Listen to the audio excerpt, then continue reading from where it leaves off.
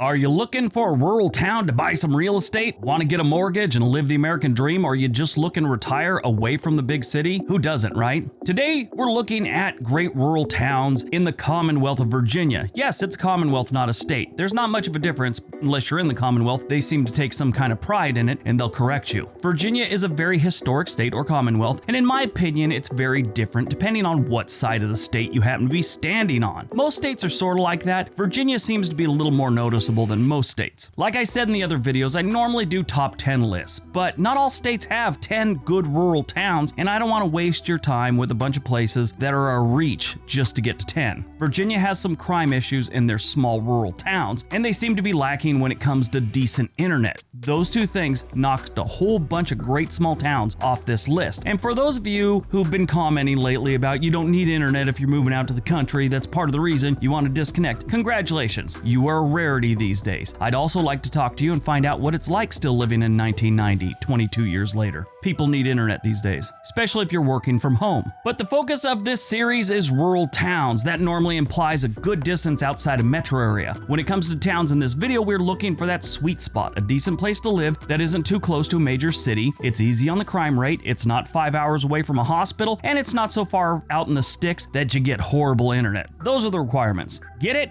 Got it? Good. Let's take a look.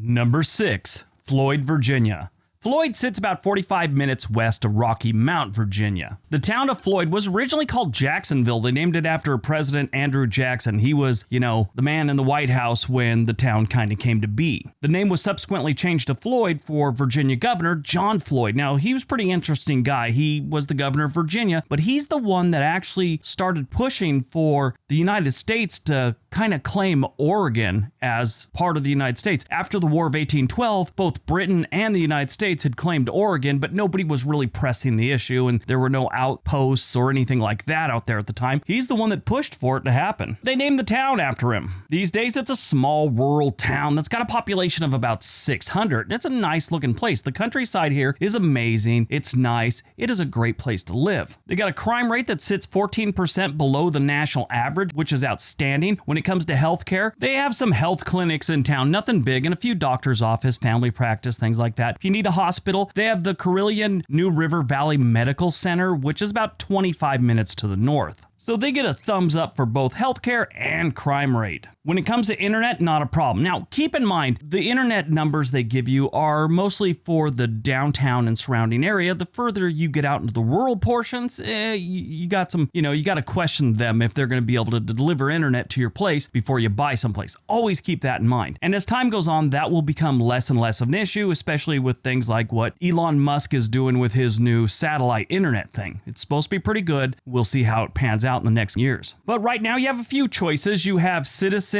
Internet, broadband, whatever you want to call it. They offer 1 gig and they say they cover 99% of Floyd. They also have one called All Points Broadband. It only gives you 25 Mbps and that covers about 25% of the town. So they get a thumbs up for internet, which to be perfectly honest, I was surprised that they had as good a coverage in Floyd because Floyd is not a big place.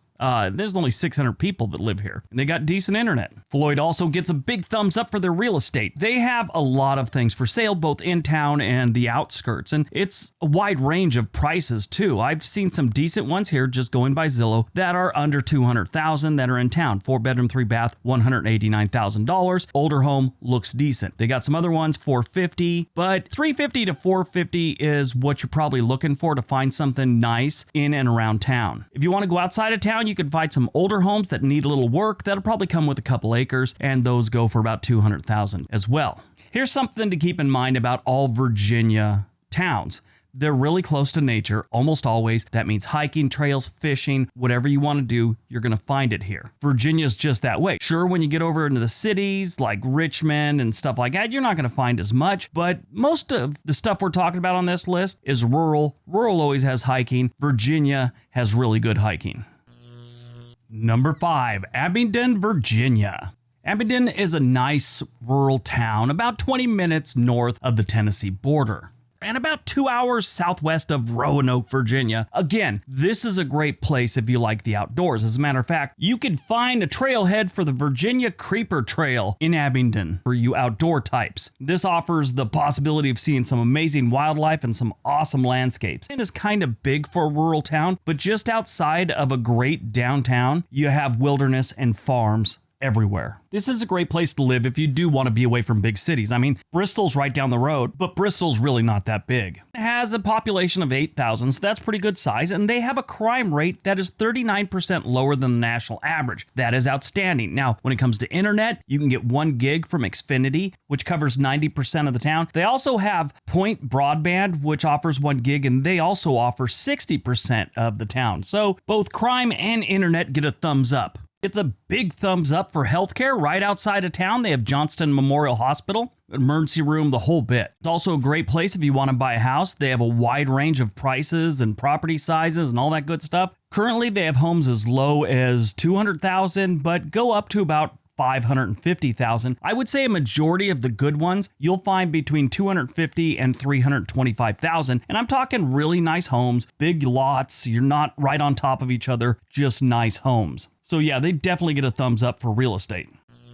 Number 4, Coburn, Virginia. Coburn is a mountain town on the west side of Virginia, about an hour north of Kingsport, Tennessee, on the Guest River. This is a great place for hiking, fishing, and camping, and it's also a great place to get lost in the woods. Apparently, this happens a handful of times annually in these parts. The town of Coburn was originally named Guest Station after an explorer and surveyor, Christopher Gist. If you've ever played the game Assassin's Creed, he's in there. But he was a real man, explorer, and surveyor, and they named the town after him. Even though his last name spelled G-I-S-T, they went with Guest. And then they changed it to Coburn after a railroad chief engineer. You know, when I do these things, I'm always amazed how often rail lines have shaped this country, whether it's the name of a place, whether there's a town someplace because of the rail. I just don't think people these days realize how important trains were to this country. So many of these little towns named different things after rail people because there was really nothing to the town, and the rail was like a godsend. Now they can get supplies, the town will grow, more people will come to the area. It's really interesting. When it comes to internet, they're doing really good here. Now, I'll tell you right now, more often than not, mountain towns are the ones that have horrible internet. It's just hard to get the line out to a lot of these different places, especially when they're up the hills, off the road. It's kind of hard, but they're doing pretty good here. They get 1 gig from Xfinity, and Xfinity covers 85% of the town. You also have Mountain Net, which gets 1 gig. They cover 35% of the town. You got a couple other ones called Point Broadband, 10% of the town, and then you always have the satellite internets. So they get a thumbs up for internet. Now, when it comes to healthcare, they're doing pretty good. They have like a doctor's office in town, nothing major, but down the road, about 15 minutes away, in Norton, you have the Norton Community Hospital. That's a good sized place, has just about everything you need. Anything past that, you're going to probably have to go down to Knoxville or something like that. So they get a thumbs up for healthcare.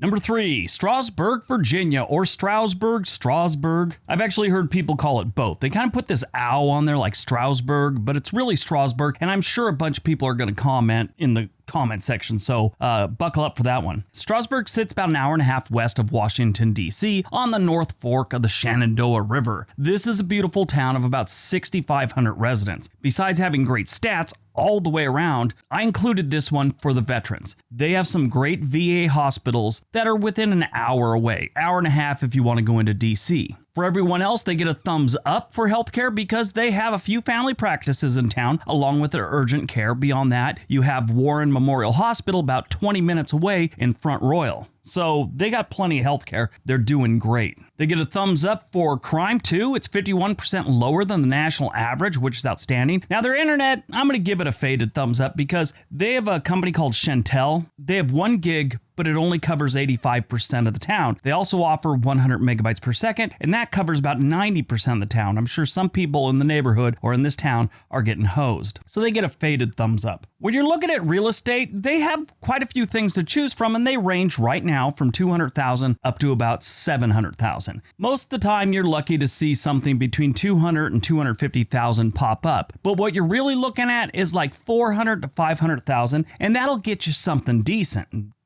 place nice to live. But this place gets high marks because it is a beautiful little town. There's plenty of fishing, hiking, camping. You're right there next to West Virginia, which is an outdoor paradise. Overall, this is one of my favorites on the list, and we're not doing this in any special order. I just really like this one.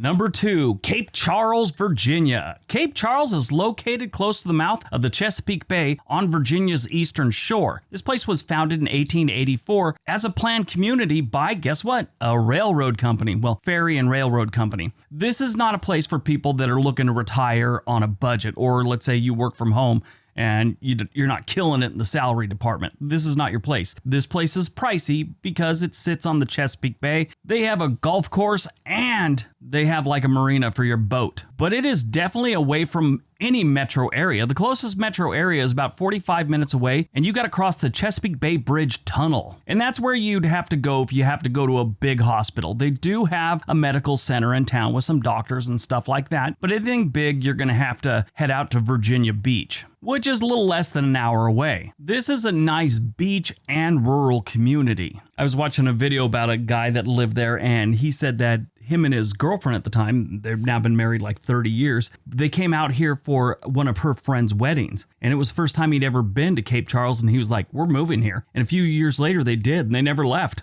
I mean, how could you not want to live in a place that has an art thing on the coast that just says love? Look at that.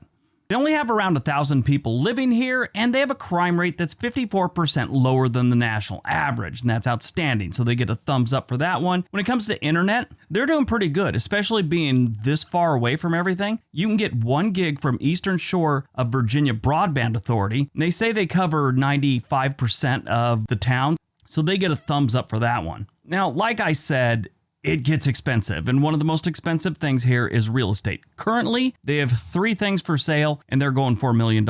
But back in February and March, they did have some homes that were for $300,000 and $350,000. But in my opinion, you're going to need to spend at least $600,000, $700,000 to get something decent here. You just got to keep watching and hope something pops up that you kind of like. So they get a faded thumbs up for real estate because they don't have a lot to choose from, and when they do have something to choose, it's kind of expensive. All right, before we get to number 1, don't forget we have another channel called On This Day. There's a link down below. All right, on to number 1. And number 1, Amherst, Virginia. Amherst is a town of about 2,500 that sits about 20 minutes north of Lynchburg, Virginia. This is a nice place to live if you're into wine or antiques. Honestly, if you Google things to do in Amherst, 7 of the top 10 things are wine or antiques. This is a great place for retirees that may need medical specialists. Amherst has a few doctors and a medical clinic, but Lynchburg is 20 minutes down the road, and they'll have everything you need. They have some really good hospitals that have very high marks. Yes, I looked it up. Amherst was actually founded in 1807 and originally was known as the Oaks and then Seven Oaks, and it began as a stagecoach station for the Charlottesville-Lynchburg Road. Finally, a place that didn't start because of a train. Amherst, like so many other places in Virginia, it's great for people that love the outdoors. If you know anything about the Pacific Northwest, this part of Virginia kind of reminds me of it. Everything's green, and it seems like there's a pond or a creek around every bend.